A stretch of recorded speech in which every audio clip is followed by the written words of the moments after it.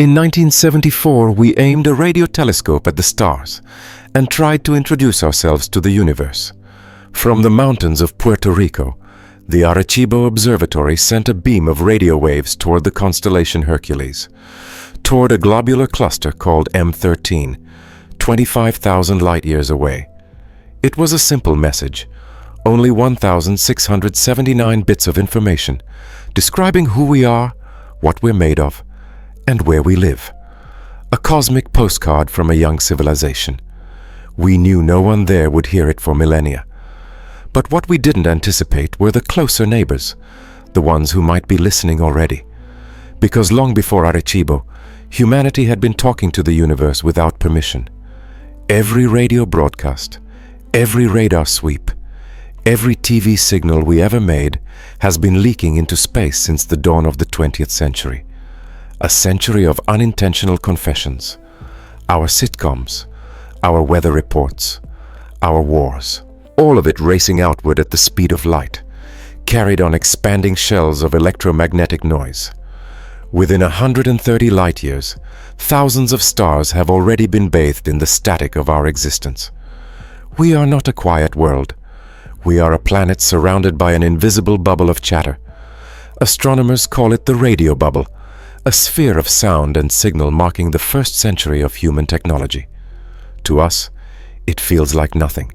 To any civilization with sensitive enough instruments, it would stand out sharply against the natural background of the cosmos. The universe is filled with radiation, but most of it is random, chaotic, thermal. Ours is organized, structured, predictable, patterns repeating with precision. In the great dark sea of the galaxy, we are a small but deliberate rhythm. Now imagine the reverse. Somewhere inside that expanding shell, perhaps around one of those distant suns, there is another observatory. A quiet room, a patient mind, and an antenna listening to the sky. They notice a narrow-band pulse that shouldn't be there, something artificial, too ordered to be random. It rises and falls on a steady cycle. It drifts slightly with the rotation of a small planet. They record it. They study it. And maybe, just maybe, they decide to reply. For more than 100 years, we've wondered if anyone out there could hear us. The irony is that we've been the loudest newcomers in the galaxy since the first radio wave left Earth. We built a lighthouse of our own noise, and once light escapes, it can't be recalled. Our presence is written across the local stars, carried by signals that no longer belong to us. The question now isn't if we called into the dark, it's when the dark might call back. In the last decade, astronomers have detected strange visitors passing through our solar system, objects on hyperbolic paths, moving too fast to be bound by the sun. First came Oumuamua in 2017, then Borisov in 2019. Each one challenged what we thought we knew about interstellar travel.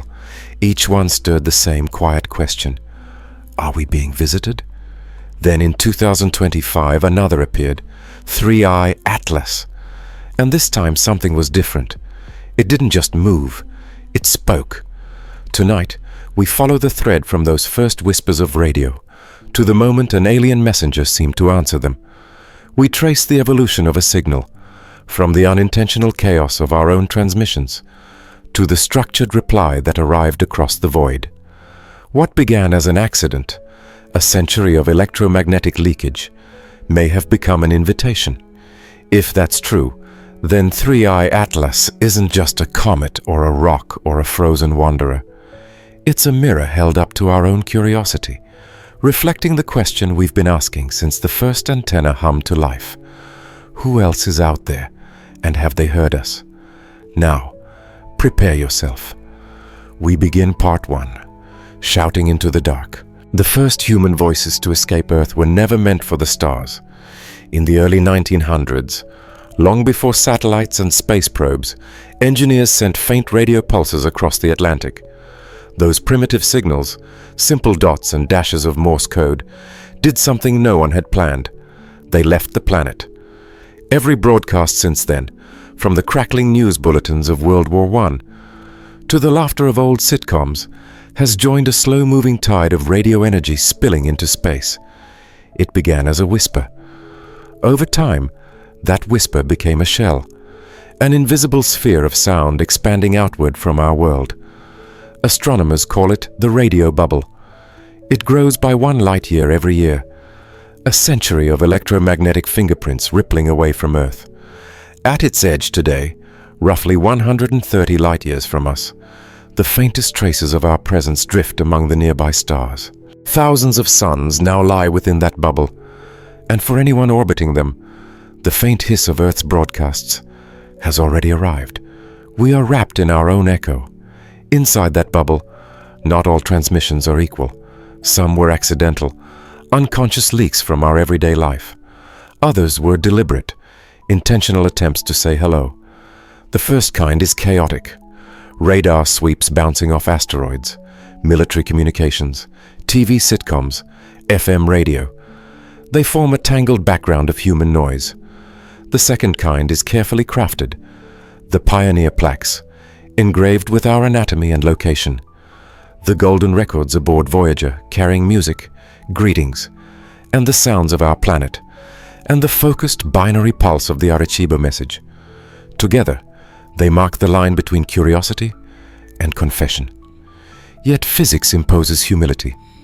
The power of every signal fades as it spreads.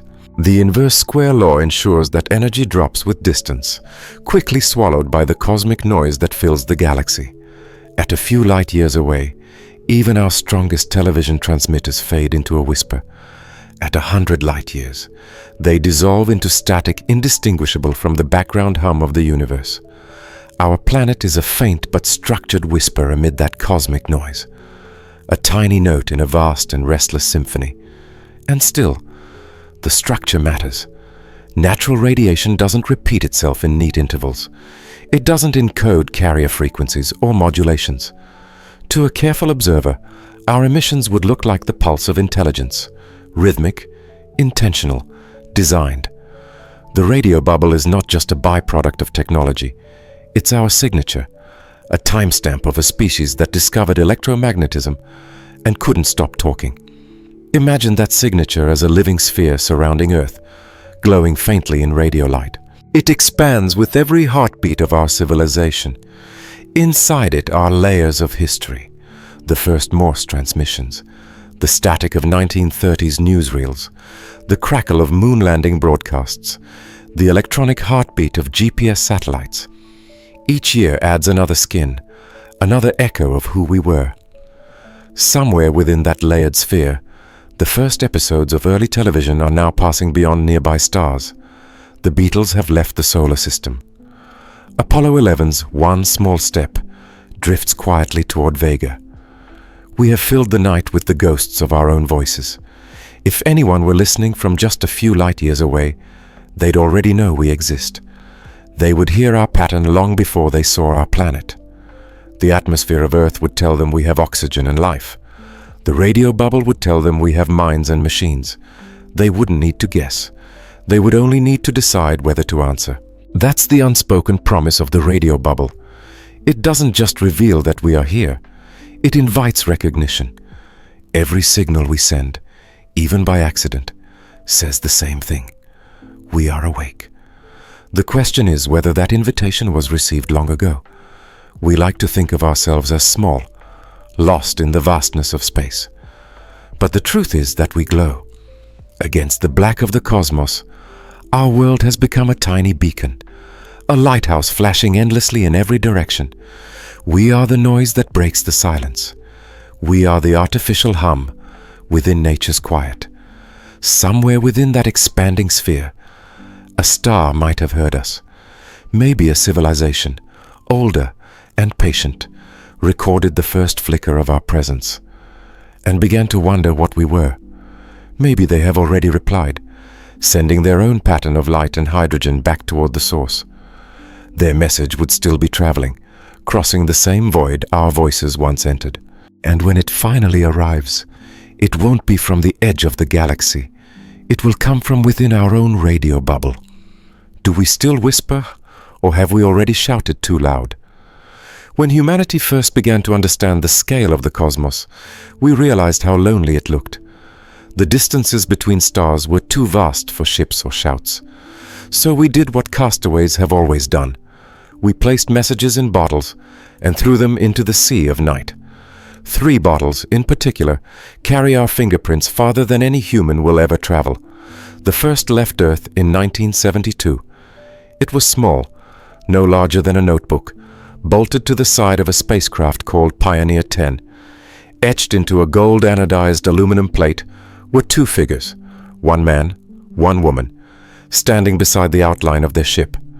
Beside them, a map showing the location of our sun using the pulse rates of distant neutron stars, and a diagram of the hydrogen atom, the most universal unit we could imagine. It was a handshake across the void, written in physics rather than words. We called it the Pioneer Plaque. A few months later, its twin followed aboard Pioneer 11. Together, they became the first artifacts to carry humanity's likeness beyond the orbit of every planet. Those plaques were silent, cold, and fragile, but they marked a turning point. For the first time, we acknowledged our presence not just to ourselves, but to whoever else might be watching. We were saying, we exist, we think, we can describe ourselves. A gesture as humble as it was audacious. 5 years later, the Voyager probes took that impulse further.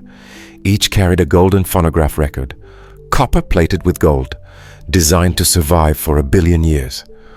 On it were 116 images, the sound of thunder and surf, whale song, a heartbeat, greetings in 55 languages, and music from Bach to Blind Willie Johnson.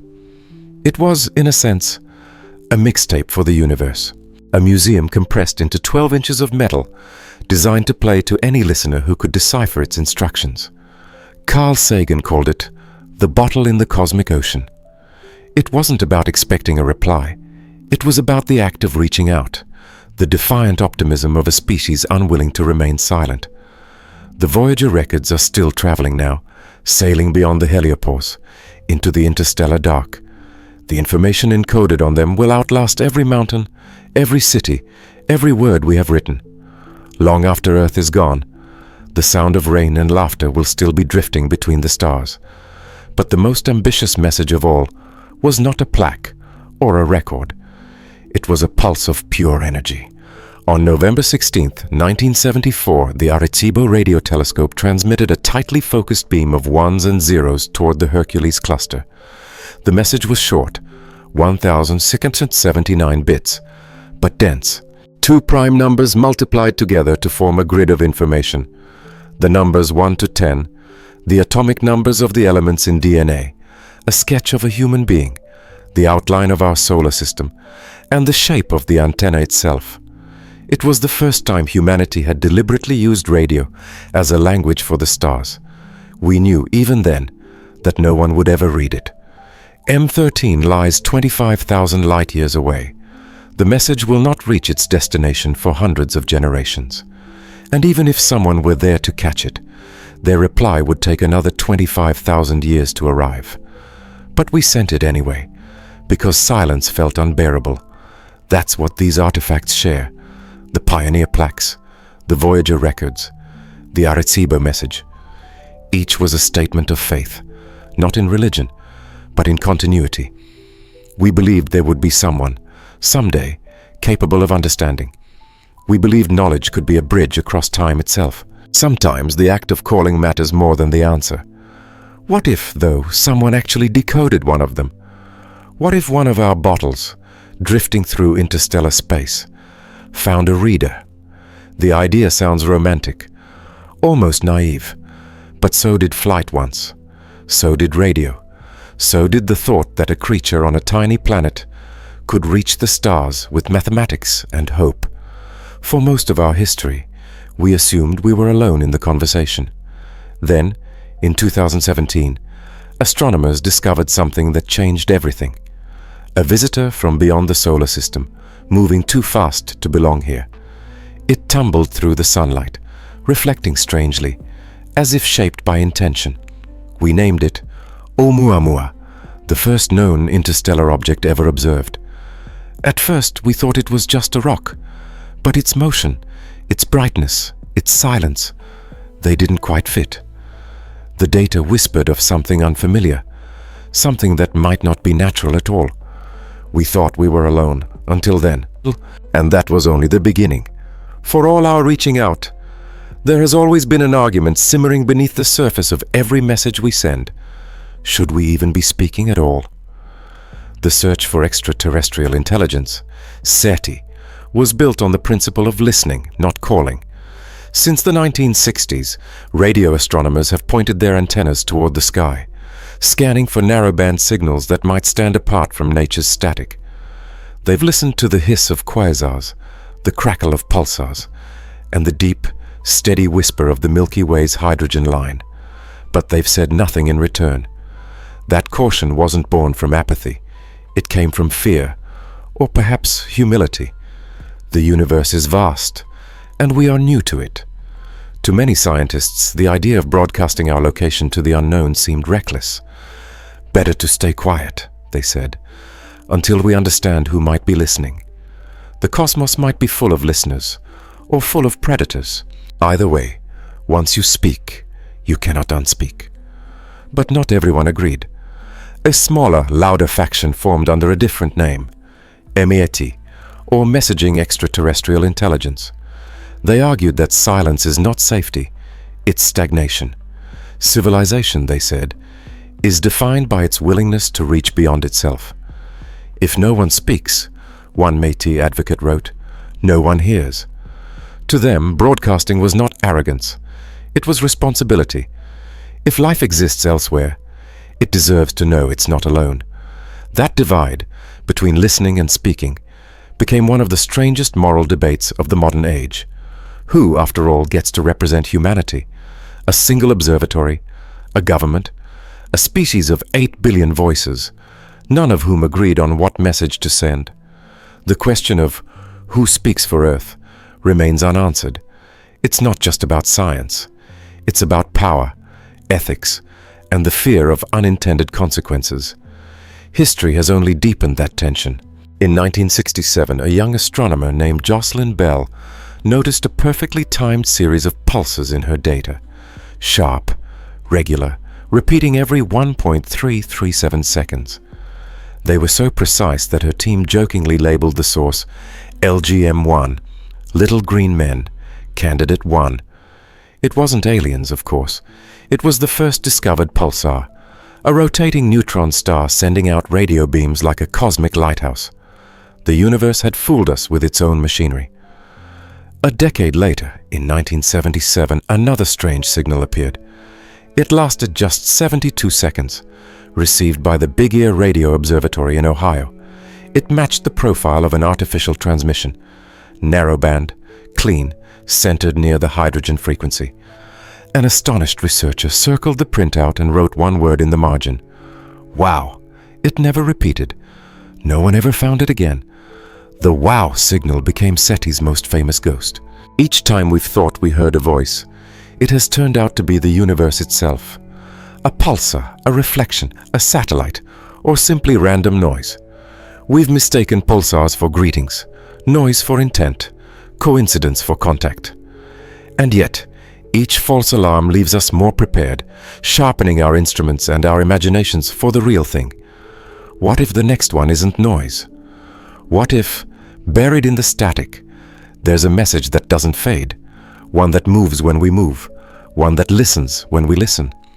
SETI researchers often say that the first true signal will be obvious in its simplicity, mathematical, narrow, steady, deliberate. But they also warn, it might arrive in a form we don't expect. It might not come as a radio transmission at all. It might come as motion, reflection, timing, pattern. In recent years, our technology has grown sharp enough to notice such subtleties. We now watch for changes in starlight, in trajectories, in spectra. We are learning to read the universe like a living document.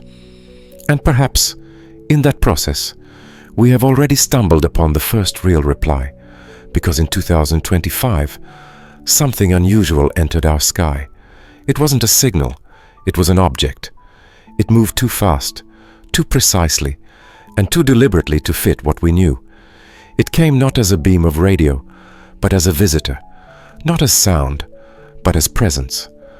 For the first time in our history, we may not be the ones doing the talking. If we call the cosmos, who answers?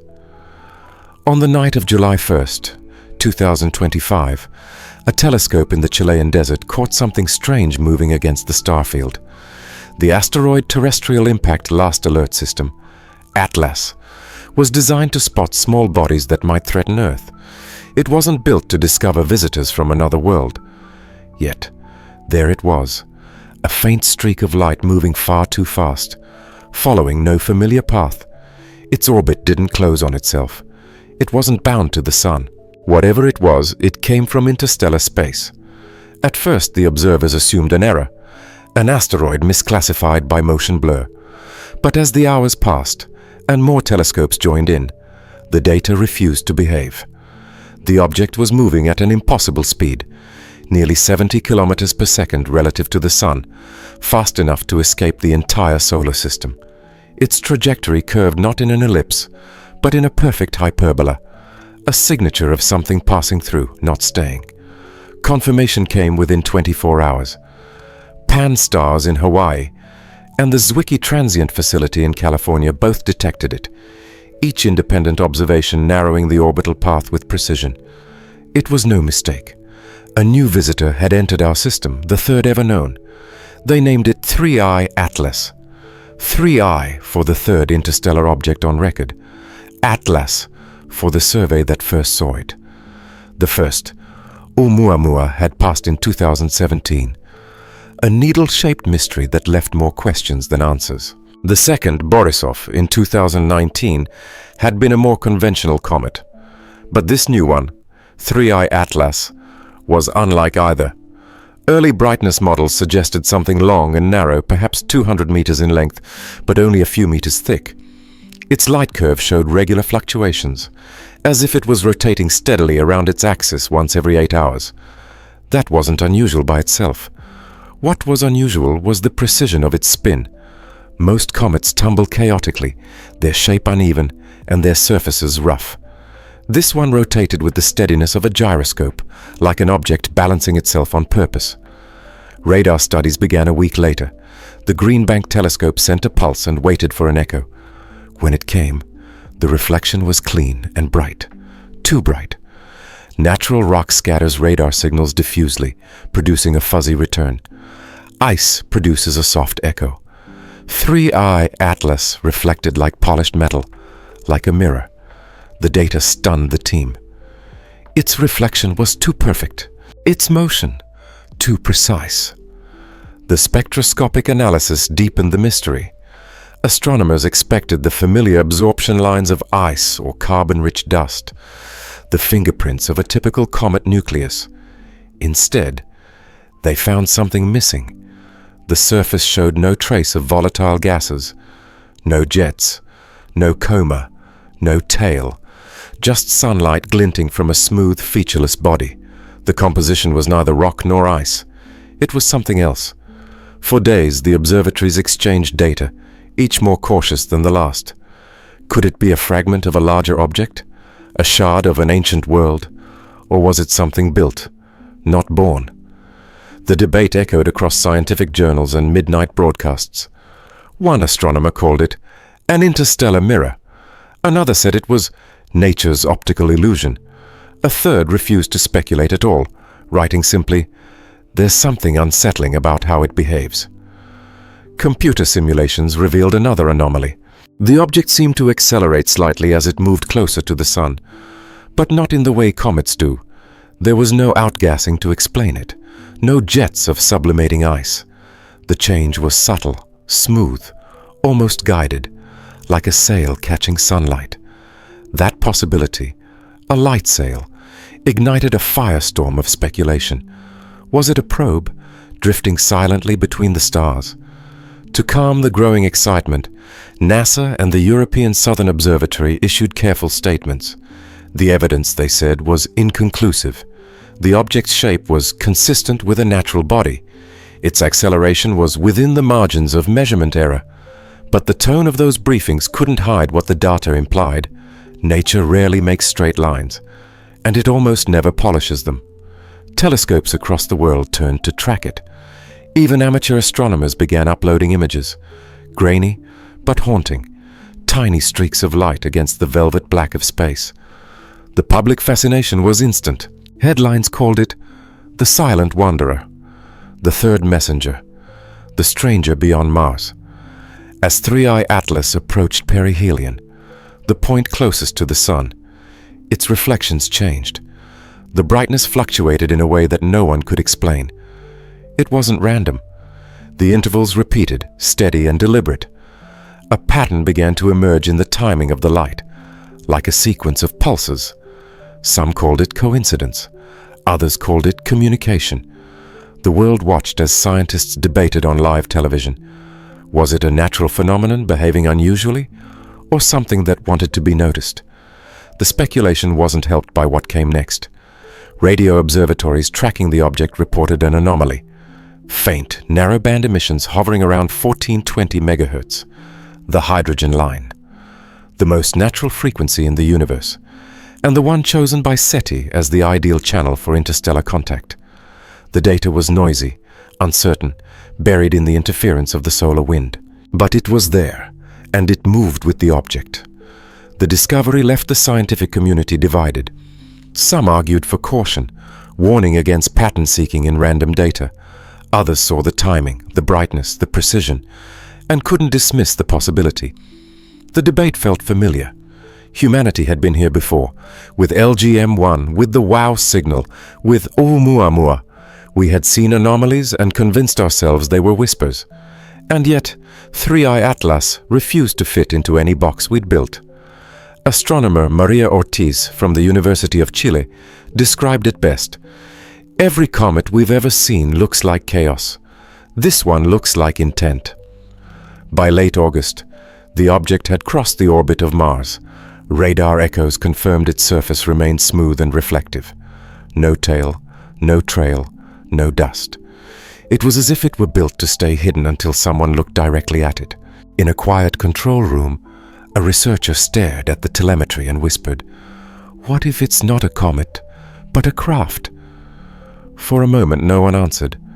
Outside, the desert night was still, and the stars burned indifferently. Somewhere above that silence, something from another sun was gliding through the inner system, turning slowly, mirroring our light. If you saw something watching you, would you wave? On July 15th, 2025, the silence broke. At precisely 0317 UTC, 3 observatories, separated by oceans, cultures, and hemispheres, recorded the same anomaly. The Very Large Array in New Mexico, the FAST telescope in China, and the Green Bank Observatory in West Virginia all caught a narrowband transmission centered at 1420.4 megahertz, the hydrogen line. To most people, that number means nothing, but to astronomers, it's sacred. The frequency at which hydrogen, the most abundant element in the universe, naturally emits radiation. It's the baseline of cosmic communication, the one frequency that every advanced civilization would recognize. It's universal, neutral, the perfect language for a hello. The signal was faint but unmistakable. A clean, stable tone sitting above the noise floor, modulated in subtle pulses that matched the motion of 3I Atlas across the sky. It was not background static. It was not solar interference. It was moving with the object. At first, the data was treated cautiously. 1 telescope can be fooled. 2 could be coincidence. But 3 synchronized across continents, detecting the same signal at the same moment. That was something else entirely. The hydrogen line was speaking, and it was following a mirror from another star. Within hours, the news spread through the astronomy community like fire through dry grass. Email chains, encrypted forums, private data logs, everything overflowed with one question: is this it? The observatories didn't issue a statement. They didn't have to. The data was already leaking. Amateur radio astronomers began scanning the same coordinates. To their disbelief, they too picked it up. A thin, whispering tone buried in static. The internet did what it always does. It named it. Hashed the reply. Headlines broke across the world. The universe may have answered back. An interstellar visitor is broadcasting. Some papers mocked it as wishful thinking. Others called it the greatest discovery in human history. Governments said nothing. NASA issued a short release claiming to be reviewing anomalous narrowband emissions associated with interstellar object 3I Atlas. The European Space Agency went silent altogether. But silence can be louder than speech. The data was too consistent to dismiss. The pulses repeated every 62 seconds, with tiny Doppler shifts perfectly aligned to 3I's trajectory. It was as if the object itself was keeping time. The precision was chilling. Random noise doesn't track orbital mechanics. At the Green Bank Observatory, a technician stared at the waterfall display, the scrolling graph of frequency and time. He watched the tone climb, pause, then fall again as the object moved. It was alive in the data, following the laws of motion with purpose. He turned to his colleague and whispered, "It's clean, narrowband, and undeniably intentional." By dawn, every major network was running the story. Theories multiplied faster than anyone could debunk them. Some said it was a hoax. Others swore it was an alien beacon. A few claimed it was an echo of our own signals bouncing back across the void. But none of those explanations survived the scrutiny of timing and physics. The signal wasn't coming from Earth. It wasn't bouncing. It was originating from 3I itself. And then something stranger happened. Just as the world was beginning to process this revelation, a second transmission appeared. Similar frequency, similar structure, but not from the same direction. Another object, smaller and fainter, about 4 degrees off the ecliptic, began emitting the same pattern, delayed by a precise interval. Observatories recalibrated. The second source was moving too, also on a hyperbolic path. Not an asteroid, not a comet. For a moment the world stood still. If one visitor could be a coincidence, two were a message. The tone of discovery shifted from wonder to unease. SETI veterans warned against confirmation bias, yet even their caution carried an undercurrent of awe. The hydrogen line had become a chorus. The signal structure remained minimal, steady pulses, modulated at exact multiples of p and the inverse of the fine structure constant. Constants of nature every civilization would know. It was mathematics disguised as melody, language without words. The pulse width varied logarithmically, echoing the Arecibo message's prime number structure. Coincidence or reply? No one could say. One astrophysicist put it best during a late-night interview. If you wanted to send a message to any species that knows hydrogen and math, you'd send this. For the first time in human history, it felt like the universe had turned its head and looked back. For decades, we'd been listening to silence. Now, something was whispering through the static, its voice steady and patient. Governments struggled to contain the narrative.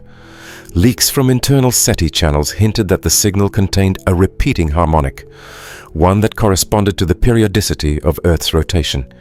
If true, it meant whoever or whatever sent it knew where we were. Still, no official confirmation came. Green Bank denied further comment.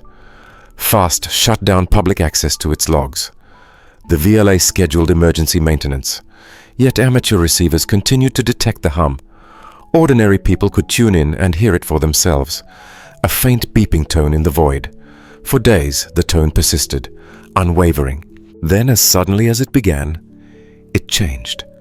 The intervals between pulses began to shrink, forming a sequence. 2, 3, 5, 7, 11. The prime numbers. Mathematics. The language of intelligence. The debate ended there. It wasn't nature.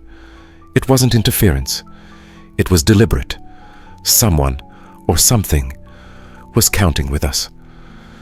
That night, Dr. Ortiz, the same astronomer who had first analyzed 3I's radar reflections, spoke on a live stream.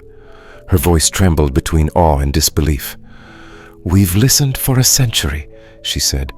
"Now the dark is whispering back." And then she said the words that would headline every newspaper, every podcast, every conversation for months. For the first time, the universe answered back. Why reply at hydrogen's frequency? Because they knew we'd be listening. Because we always have been. What if we were never the only ones speaking? At first it seemed like an isolated miracle, a single interstellar object speaking across the void. But miracles have a way of multiplying. Barely 3 weeks after 3I Atlas began transmitting, astronomers at the Haleakala Observatory in Hawaii spotted another faint traveler streaking across the dawn sky. Then another, and another. They came one by one at first, each traced, catalogued, and dismissed as coincidence until the numbers grew too strange to ignore. 4I, 5I, 6I. By the end of August, at least 3 new interstellar bodies had entered the solar system, each on hyperbolic trajectories that pointed back to the same region of the heavens. The constellation Lyra, the same patch of sky that holds Vega, the star immortalized in our stories, our songs, and our search for life. The same direction Arecibo's beam had traveled 50 years earlier. The objects shared more than direction. They shared behavior. Each was long, thin, rotating in the same slow, stable way as 3I Atlas. Each reflected sunlight like a polished mirror, glinting sharply as it turned. And each one, without exception, emitted a narrowband signal near 1420 megahertz, the hydrogen line. At first, observers assumed they were fragments, shattered pieces of a single body torn apart by gravitational stress. But their trajectories said otherwise. Their paths were too distinct, their spacing too deliberate. The odds of 3 separate interstellar objects entering our system from the same direction within the same month were beyond astronomical, roughly 1 in 50 million. Coincidence was off the table. The term spread quickly through scientific circles. Coordinated arrival. Night after night, telescopes tracked the swarm. The paths of 4I, 5I, and 6I converged toward a point between Earth and Mars, moving in quiet synchrony like dancers following a hidden rhythm. Their orbits intersected not randomly but geometrically, forming arcs that could be modeled by a simple equation, an equation based on ratios of prime numbers. As more data came in, something else became clear. Each object's signal carried subtle differences, small shifts in pulse length, amplitude, and phase. When plotted, those variations formed harmonic patterns, like instruments playing in key with one another. Each one spoke, said Dr. Ortiz in a press conference, in slightly different voices. By mid-September, 15 separate signals had been catalogued, some faint, some clear, all tuned to the same narrow frequency range. The data streamed in from every continent: FAST in China, Parkes in Australia, Effelsberg in Germany, the Deep Space Network in California. Even amateur astronomers were able to catch the faint hum. The hydrogen line, once a quiet band of physics, had become an interstellar choir. And then came the realization that froze the scientific world. The signals weren't just synchronized. They were talking to one another. Analysis from MIT's Haystack Observatory showed a repeating cross pattern in the timing. Each signal contained gaps precisely matching the other's pulses, as if waiting for a response. It wasn't random interference. It was call and answer, a conversation unfolding in mathematics. They weren't just speaking to us. They were speaking to each other. The swarm's motion, too, seemed coordinated. As Earth revolved, the objects adjusted their orientations ever so slightly, maintaining a fixed formation relative to the Sun and one another. A few even altered speed in minute increments, nothing that could be explained by gravity alone. The possibility that they were under active control could no longer be ignored. Governments scrambled to contain the growing hysteria. Social media filled with maps tracing the incoming trajectories, threads arguing whether this was a fleet, a probe network, or a cosmic accident. The United Nations convened emergency sessions under the guise of space object monitoring. SETI declared an unprecedented Level 1 alert. Behind the scenes, military radar arrays around the world quietly turned upward. They all reported the same thing: perfectly reflective surfaces, stable rotations, no propulsion signatures, and yet precise maneuvering. The public wanted answers. Scientists wanted time. Politicians wanted control. But the sky refused to wait. On September 23rd, all 15 signals shifted at once.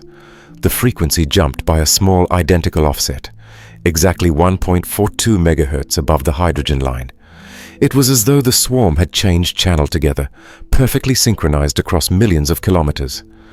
The new frequency produced a slow rhythmic beat every 20 seconds, a modulation that repeated 5 times, then stopped.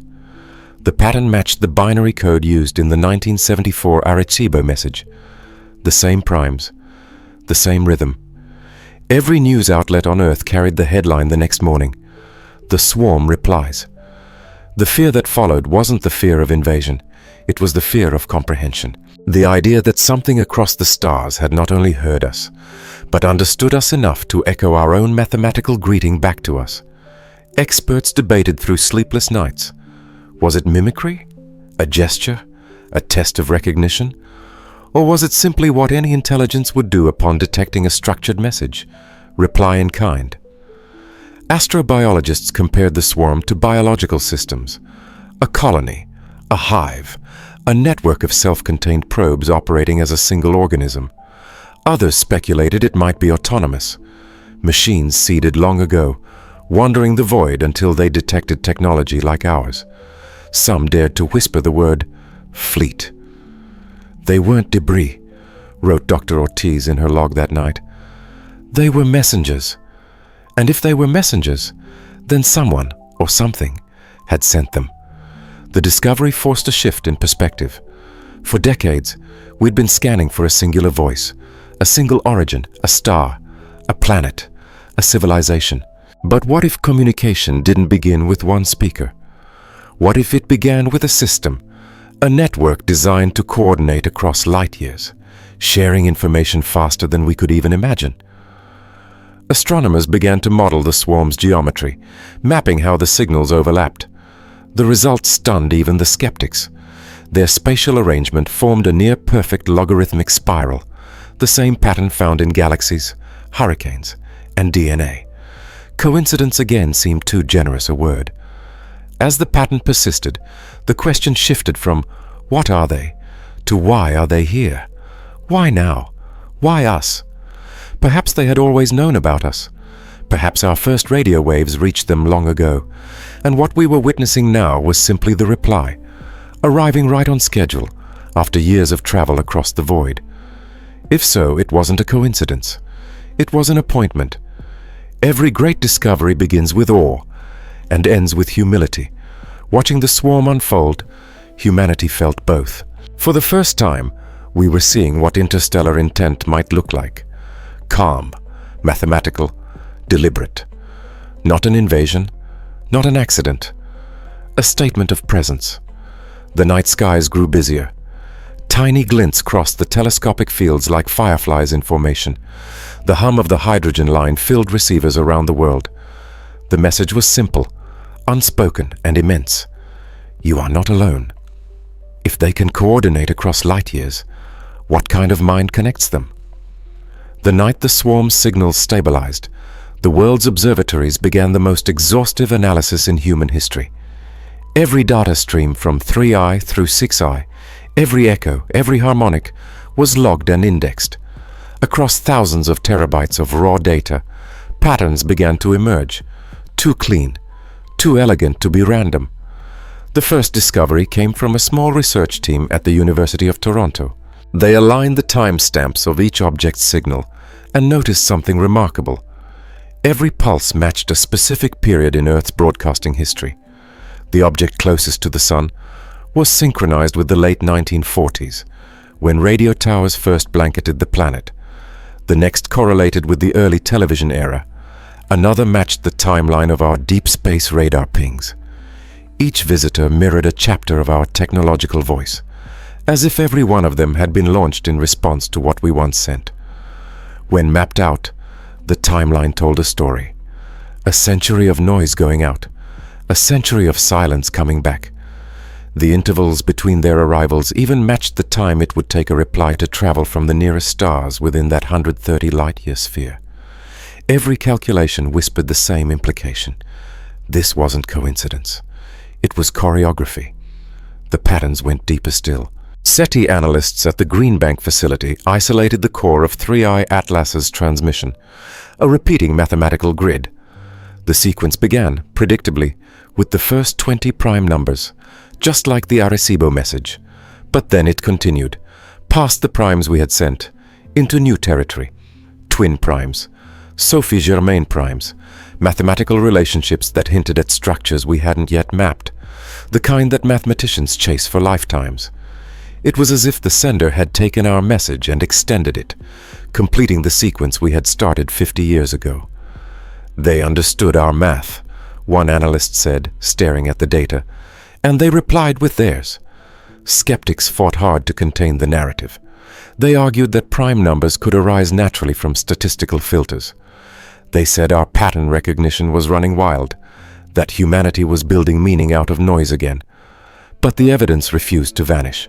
When the team at MIT overlaid the Arecibo transmission's binary grid with 3I's pulse intervals, the match was almost perfect, just offset by an elegant shift in symmetry, as if their response were a reflection through the axis of the original message. The reflection wasn't just aesthetic, it encoded additional information. Within the new grid lay periodic clusters corresponding to the emission spectra of elements: hydrogen, carbon, nitrogen, oxygen, phosphorus, the building blocks of life. But interspersed among them were unknown markers, frequencies corresponding to no element on the periodic table. "They're showing us chemistry we haven't discovered yet," whispered Dr. Ortiz, her voice thin over the conference call. The revelation split the scientific community. One camp declared it proof of intelligence, a mathematical handshake across the stars. The other camp insisted it was self-deception, a cosmic Rorschach test. "You see what you want to see," one critic said on a late-night broadcast. "The universe isn't talking. It's just echoing our obsession with order." But the patterns refused to fade. Independent observatories reproduced the same results. Every signal from 3I through 6I shared a common backbone, a harmonic structure based on ratios of P, E, and the fine structure constant. Nature doesn't do that. These weren't echoes of physics. They were statements of intent. And then came the most haunting discovery. When researchers synchronized the signals of all 15 objects and converted their pulse intervals into audible sound, they formed a perfect ascending scale: 2, 3, 5, 7, 11. A pattern of primes rendered as rhythm. In the silence between beats there was meaning, a mathematical breath. Across control rooms around the world, scientists listened as their computers turned numbers into tone. Soft clicks and pulses, each aligned to constants of nature, filled the air like a code humming beneath creation itself. It wasn't music, but it carried melody. It wasn't language, but it spoke. Mathematics had become our first shared language. The discovery became public before any agency could contain it. Clips of the translated signal appeared online, uploaded from leaked lab footage. People called it the Song of Hydrogen. Millions listened, some hearing order, some hearing warning. Within hours, the phrase trended globally. "They're counting with us." Then came a revelation hidden deeper still. When the sequences of twin primes were mapped into three-dimensional coordinates, the points formed geometric lattices, resembling molecular structures, but not ones we recognized. The implied atomic weights corresponded to hypothetical elements predicted by quantum theory, but never confirmed. Their stability curves were perfect, almost too perfect.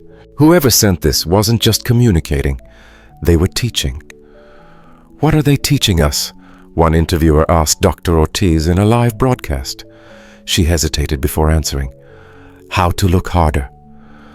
But as the patterns grew more complex, so did the unease. Every new layer of decoding led to another structure, another pattern nested within the last. Some scientists began to suspect recursion. The message was folding in on itself, compressing endless information into finite space. A self-similar fractal of logic, as if each prime led to another hidden truth. And somewhere inside that structure lay coordinates, numbers that, when plotted, didn't point outward to another star, but inward, toward the solar system itself, toward the path of the swarm. The realization struck like lightning. The message wasn't just information. It was a map of their movement. Every equation, every harmonic ratio, described not only mathematics but position, velocity, intent. They weren't just replying. They were showing us where to look next. Governments called for calm. Observatories kept decoding. The debate between believers and skeptics turned into a philosophical rift. Some said the pattern was proof that intelligence speaks through mathematics wherever it arises. Others warned that what we were decoding wasn't meant for us, that we were eavesdropping on a conversation far older and larger than humanity itself. Still, the data kept singing its quiet logic, prime after prime, constant after constant, whispering through the static of space. The boundaries between science and awe blurred until they were the same thing. If knowledge can travel across galaxies, what does ignorance mean anymore? By October 2025, the object that had once been a faint streak of light in a telescope's field had become the most studied artifact in human history.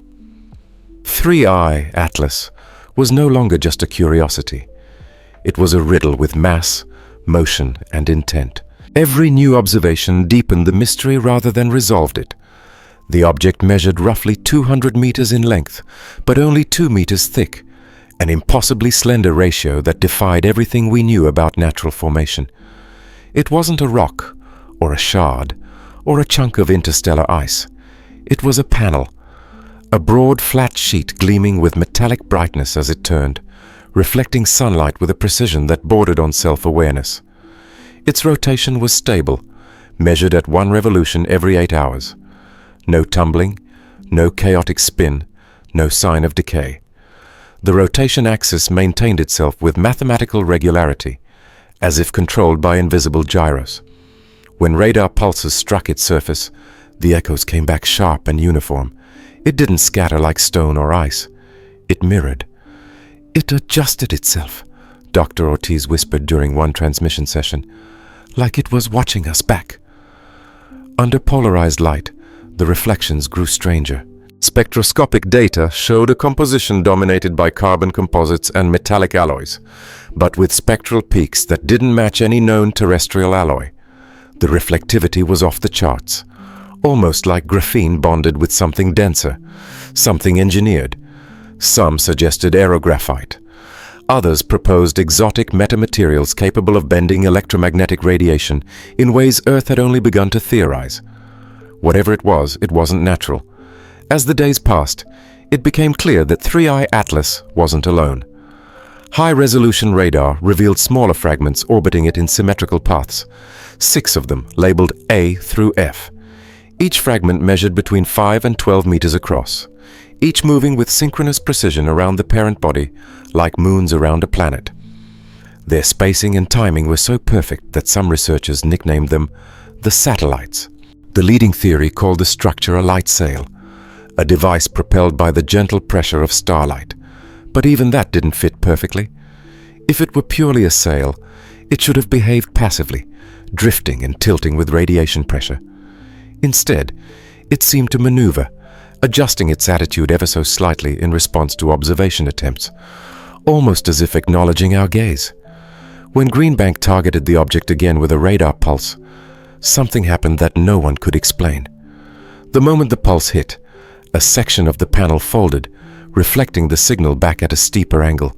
Seconds later, the hydrogen line transmission resumed, this time perfectly synchronized with the radar's modulation frequency. It was as if the object had mirrored our curiosity, responding not with light, but with comprehension. The signal itself was steady, narrowband, repeating a pattern of prime numbers from 2 to 101 before resetting. The base frequency remained fixed at 1.424 megahertz, a fraction above the hydrogen line, where natural emission almost never occurs. The precision of its timing, down to nanoseconds, suggested an atomic clock of breathtaking stability. As analysis deepened, researchers began to debate what they were actually seeing. Was 3I Atlas a messenger probe, an artifact designed to deliver information across generations and light years? Or was it a part of something larger, a relay node, in an interstellar communication web. If it was a probe, it had no visible antenna, no propulsion exhaust, no signs of decay. If it was a sail, it was the most advanced structure ever detected. And if it was both, then humanity had just discovered technology older and wiser than itself. The more we learned, the less it made sense. Thermal imaging showed that the object's temperature remained unnaturally constant, neither heating in sunlight nor cooling in shadow. It radiated just enough energy to stay visible, as if managing its own thermal balance. No natural body could do that without internal regulation. And then there was the surface itself. Under radar mapping, 3I Atlas wasn't a single continuous sheet. It was a mosaic of interlocking hexagonal tiles, each no larger than a shipping container, each reflecting at slightly different angles, forming an array that looked eerily deliberate. The arrangement was fractal, repeating in patterns that matched the same mathematical constants we'd seen in its signals. To call it an object was beginning to feel inaccurate. It was more like an equation sculpted into matter. Some began calling it the mirror, others the messenger.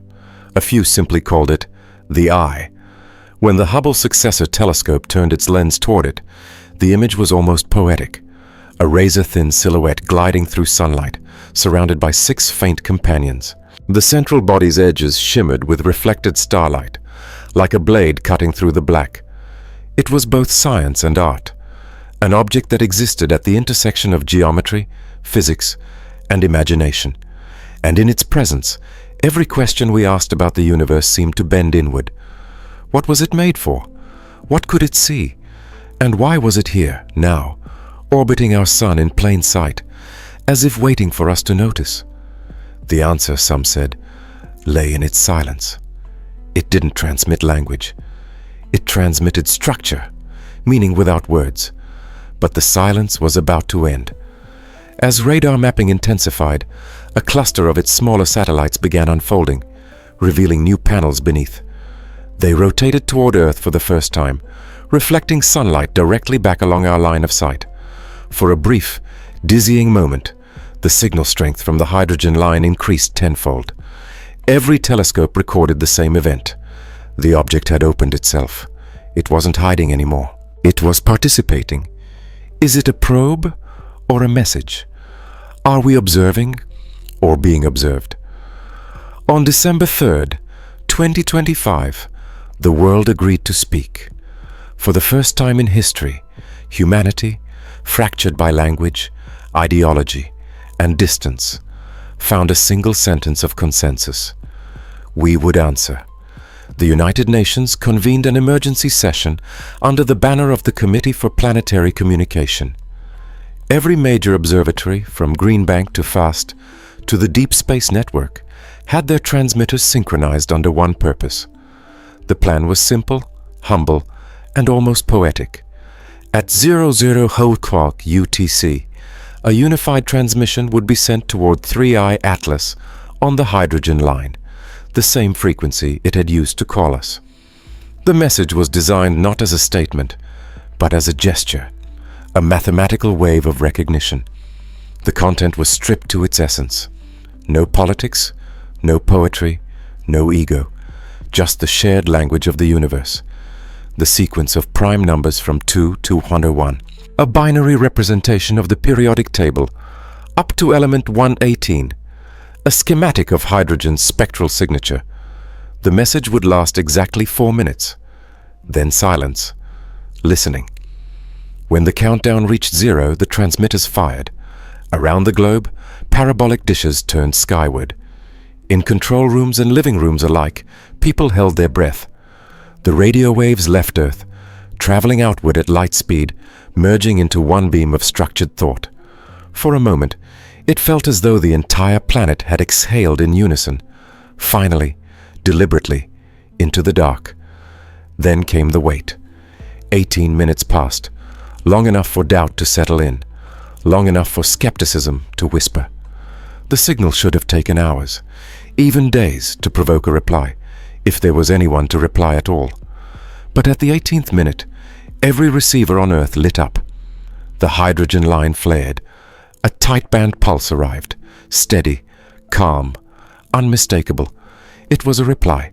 The data streamed in like rain, a mirror of our own transmission.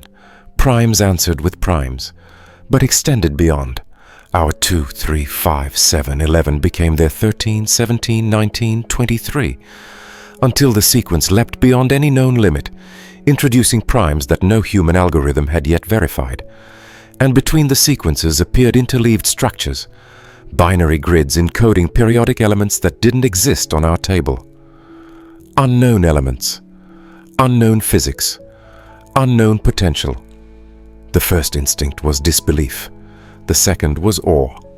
Scientists cross-checked the data, hunting for local interference, terrestrial echoes, instrument faults.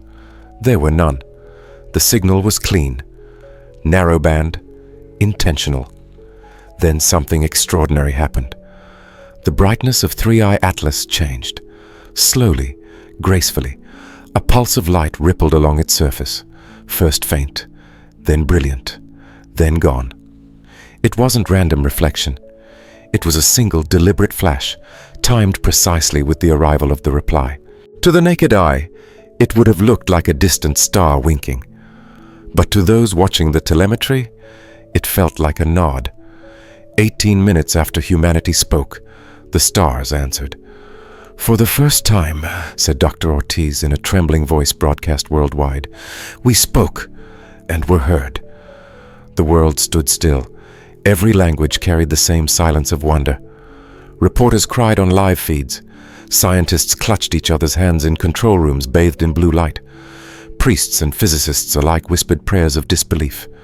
For a brief, fragile hour, there were no nations, only a planet, listening. The reply continued for 10 more minutes, unfolding a structure no one expected. Embedded in the signal was a map, an orbital diagram traced in prime-based coordinates. When decoded, it revealed the exact trajectory of 3I Atlas around the Sun, accurate to fractions of a degree. The object wasn't merely reflecting light. It was aware of its own motion and sharing it. It was telling us where it was and perhaps where it was going. The implications rippled outward like shock waves. This wasn't just communication. It was calibration, a way of syncing two civilizations across the fabric of space-time. "Why primes?" someone asked at the press conference that morning. "Why hydrogen?" "Because they're constants," Ortiz replied softly. "Because they knew we'd understand." In the following days, teams across the world decoded the expanded periodic table embedded in the message. The new elements followed consistent mathematical rules, extensions of known atomic structures, but their predicted half-lives defied our understanding. Stable isotopes where none should exist, new symmetries that hinted at materials beyond our reach. "What are those unknown elements?" a reporter asked. Ortiz smiled faintly. "Maybe the building blocks of the message itself." For the first time, humanity had received not just information, but instruction. A hint that the cosmos was larger, stranger, and far more deliberate than we had imagined. And yet, amid all the data and the celebration, there was something subtle and profound in the way the light of 3I flickered. Its pulse wasn't just brightness. It carried rhythm, slow, steady, like a heartbeat across the void. As if to say, "You are not alone." And you never were. That night, the world slept beneath a quieter sky. The noise of our species, the chatter, the static, the endless transmissions, felt suddenly smaller. We had reached out, and something vast had reached back. Not with threat, not with dominance, but with understanding. The dark wasn't empty. It was listening. And now, it had spoken. For the first time, we spoke and were heard. In the days following the exchange, data scientists around the world began passing the flood of information from 3I Atlas. The reply was no longer just a pattern of numbers. It was an ocean of logic, structure, and intent. The deeper they looked, the more it revealed. What first appeared to be a mathematical extension of our message now shimmered with layers of meaning nested like Russian dolls, each one unlocking another question. At MIT, a team led by Dr. Leena Chowdhury discovered that when the binary grids of the response were stacked in 3 dimensions, they formed spatial models, not random cubes of data, but exact geometric symmetries, built from ratios that matched orbital harmonics within our own solar system. Mercury to Venus, Earth to Mars, Jupiter's moons. Every proportion corresponded to real orbital distances, scaled perfectly. It was as if the message had been written in the architecture of gravity itself. Then came the second revelation. The unknown elements in the signal weren't just placeholders for exotic matter. They corresponded to predicted isotopes that could only exist under extreme energy conditions, like those in the heart of stars or artificial reactors. Each new symbol aligned with theoretical elements once described by human physicists but never observed. The precision was unnerving. Someone, somewhere, had not only mapped our chemistry but improved upon it.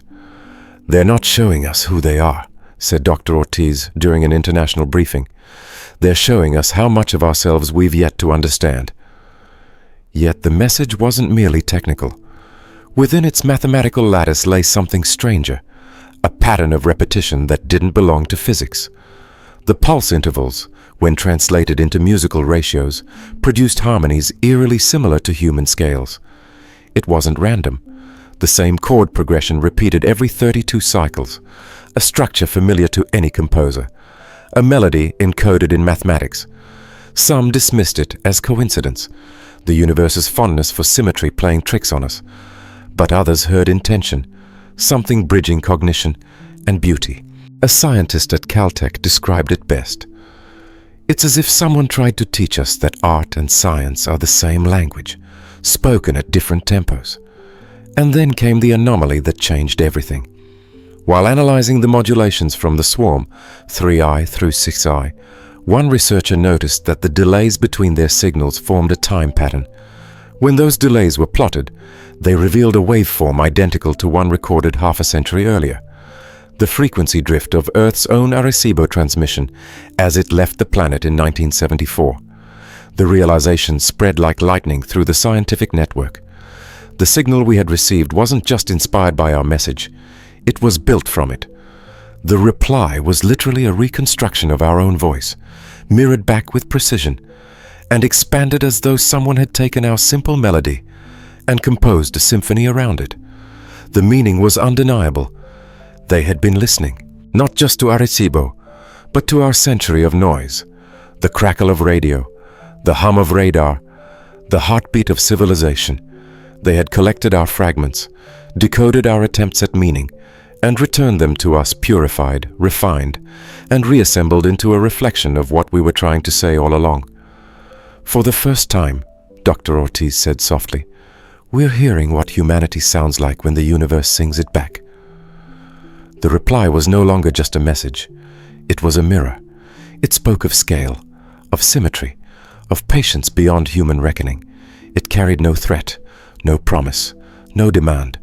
It simply existed, suspended in the quiet precision of mathematics, telling us in its own way that curiosity might be the first universal constant.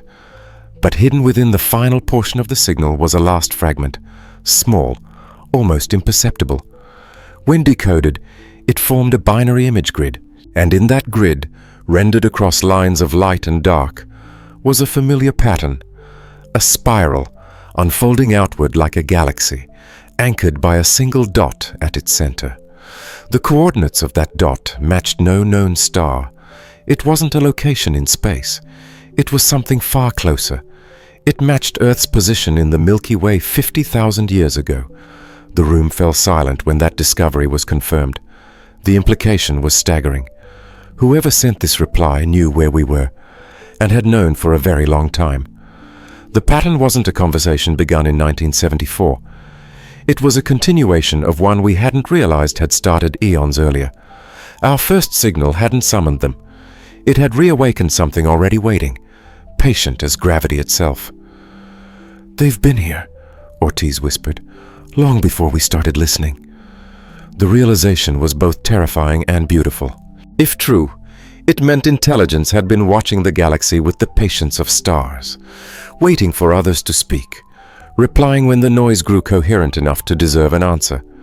And maybe, just maybe, the purpose of the message wasn't to teach us anything new, but to remind us that learning was the proof we'd finally joined the conversation. The hum of hydrogen filled the speakers again, soft and constant, like the steady breath of the cosmos. The data was still streaming in, endless in its recursion. Every time scientists thought the message had ended, a new pattern emerged, a faint echo encoded inside the last one, spiraling inward like a whisper meant to be heard only by those who kept listening. It wasn't just communication anymore. It was communion. We had asked the universe who was out there. The universe had answered with a question of its own. Are you ready to understand? By the end of 2025, the world had grown quieter. The panic had faded. The debates had softened. What remained was something far rarer than certainty: wonder. The swarm still drifted silently beyond Mars, a constellation of engineered light gliding through the sun's reflection. 3I Atlas and its companions kept their formation, their synchronized orbits steady and deliberate. Every few days, a faint pulse at 1.4204 gigahertz would ripple through the receivers. A heartbeat in hydrogen, unbroken, unchanged. It no longer startled us. It soothed us. For months, the signal remained constant, repeating the same mathematical cadence, a rhythm that felt less like a broadcast and more like presence. As if something vast and patient had decided to simply exist within earshot, reminding us that the silence between messages was also part of the conversation. Humanity learned to listen differently. Children tuned into the signal on pocket radios built by their parents. Musicians wove the frequencies into symphonies. Poets wrote of the song beneath the stars. Across observatories and living rooms, people listened to that soft hum and felt, perhaps for the first time, that the universe wasn't indifferent. It was aware. And somewhere between curiosity and faith, the world began to heal. The fear of the unknown had always been our oldest story, but 3I Atlas changed that narrative. For the first time, the unknown had a rhythm, a frequency, a pulse that mirrored our own. The cosmos was no longer a void to shout into. It had become a mirror reflecting back our most human act, the desire to connect. Governments stood down their emergency protocols. SETI stopped chasing interference and began building what they called the listening lattice, a permanent global array designed not to seek, but to hear. The word contact no longer felt adequate. It implied separation. What we'd found was continuity. Dr. Ortiz recorded the final official transmission before the observatories switched to passive mode. Her voice was steady but tender, carrying the weight of everything we had learned and everything we still could not name. "To whoever hears this," she began, "thank you. We didn't send our message to be answered. We sent it because silence had become too heavy. You reminded us that silence was never empty. It was waiting. You waited. And now, so will we." The transmission ended with one last sequence of primes. Then, for the first time since the discovery, Earth's transmitters went quiet. And yet, the sky didn't. 18 minutes later, just as before, the signal returned, faint but steady, this time carrying a single modification. The primes began again, but after the last known number, there was a pause, then a single deliberate tone. Its frequency matched the hydrogen line exactly, a perfect resonance. A reply not in numbers, but in stillness. It was not a command, nor a warning. It was acknowledgement. "For the first time," Ortiz said softly, "we've found something that doesn't need to say anything to be understood." In the following weeks, 3I Atlas began to dim, its reflective surfaces catching less light with each orbit. The smaller satellites, A through F, shifted position, folding back toward the parent body. Some called it departure, others called it rest. In the last image captured by the James Webb Successor Telescope, the object appeared like a sliver of dawn cutting across the dark. An elegant, impossible shape receding toward the outer planets. Then, one night in late January 2026, the signal stopped. No fade, no distortion, just stillness. For a long time, the world held its breath. Scientists checked for interference, for solar noise, for system faults. There were none. The silence was pure, complete, and somehow it didn't feel like loss. It felt like a conclusion. In classrooms, people still teach the numbers. In observatories, the receivers still listen, not for the same signal, but for the space it left behind, the kind of silence that teaches you how to hear. Because maybe that was the real message all along, not a revelation, not technology, but the proof that in a universe this vast, something once heard our voice and chose to answer. We are a species that calls into the dark, not because we expect a reply, but because calling makes the dark less lonely. And now we know, somewhere out there, beyond the dust and distance, someone was listening. So, to the messenger of hydrogen and light, the silent sail that turned its mirror toward our sun and nodded back, thank you. You reminded us that curiosity is its own form of faith. That connection is older than fear. That to be small and aware is not weakness. It's the beginning of meaning. Tonight, the sky is quiet again. But if you close your eyes and listen, truly listen, you can still feel it. A faint hum, low and eternal, threading through the static of the cosmos. The heartbeat of wonder itself. Good night, cosmic messenger. Wherever you came from, we'll keep listening.